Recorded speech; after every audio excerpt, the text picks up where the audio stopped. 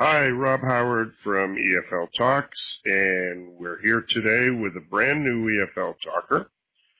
This is Lindy Ledohowski, and she's coming from Toronto. I believe you're in Toronto, right? Yep. Yep. Great. And I had the pleasure of meeting Lindy a while ago. We did something online first together for the virtual roundtable. And then the nice thing is we were both nominated for the British Council Elton Awards that were held this year, and we met in London.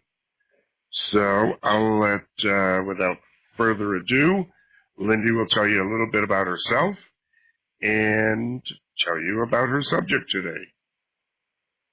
Take it away, Lindy. Thanks very much, Rob. First, yes, I want to say thank you very much for having me as a first-time EFL talker. It is great to be here. It was wonderful to meet you in person in London at the lovely British Council Elton's Gala Award event, and now it is fantastic to be here as an EFL talker. So a little bit about me, and then I will jump into my subject matter, which is chunk or chunking. So me first, and then our topic. So I am Dr. Lindy Ledohowski. I have an English degree, an education degree focusing on English. I have a master's in English and a PhD in English and a postdoc in English. I was a high school English teacher, and then I was a university English professor. After all of that, I decided to develop software to help students with the writing tasks that they might face in English. So that's a little bit about me, and the software that I've developed is called EssayJack. So you see that down in the bottom corner of our first slide. Without further ado, I am going to jump in and tell you a little bit about chunking. So what chunking is in a language context is something that's a little bit different from what we expect when we're just talking about a chunk of something, a chunk of ice, or a chunk of mud on the road. When we're talking about a chunk or chunking in a language context, we're talking about grouping bits of language together into larger units, and that can make for ease of comprehension as opposed to breaking down words or sentences into their individual words one at a time. So that's why we talk about chunk or chunking in a language context. So when we're dealing with a spoken context and we've got two people speaking in English or in any other language with each other, they are often automatically chunking parts of speech together. So commonly you might have a part of speech, something like, hey, hi, how are you? And instead of breaking that down into the individual components, so hey, hi, how are you, that whole piece of language gets chunked together into one unit. So we sort of say, hey, how are you? And it gets chunked together in our one bit of language. It makes it easier for us to remember and easier for us to be able to communicate in chunks as opposed to always thinking about the individual units in concert, one with the other. So we will chunk those groups of language together in a speaking and a listening context.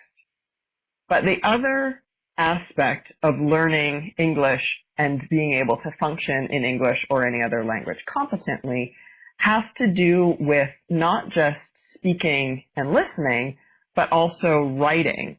And so what I want to turn our attention to now is not just chunk or chunking in the speaking and listening context, but also how do we chunk language in writing? So often we'll be faced, and especially as I mentioned at the start, that my experience is in formal education. So in formal education, often that means that I make my students write things in English. So they must submit assignments, essay assignments, written assignments. And so that can be rather daunting if what you start off with is a blank page and you have to fill that blank page with words. And if you only think of those words as individual words, it can be incredibly intimidating to begin to put thoughts down on paper.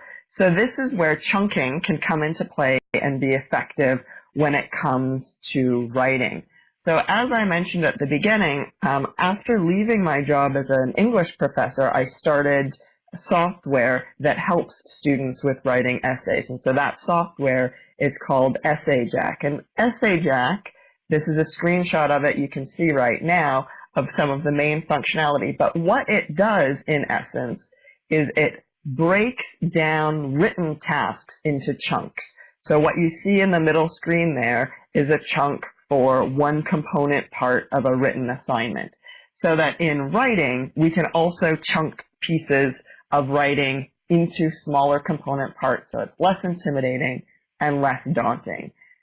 And that, in essence, is our overview of how we think about chunk or chunking in a language context. And so just a reminder, we've got chunking in speaking and listening, so you group words together for ease of memory, ease of communication, and then that same principle can apply in a written context where you deal with particular chunks for a written assignment as opposed to starting off and going one by one, word by word, which can be overwhelming and daunting.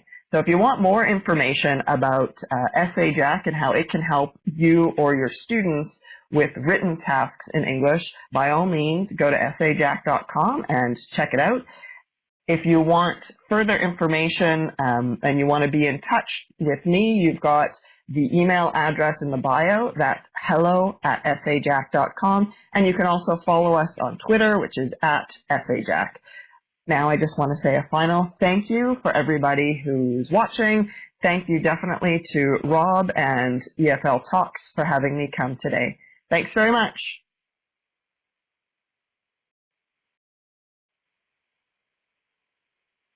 Okay, and... So I was super quick. Wasn't I super quick? You were super fast. Let me see.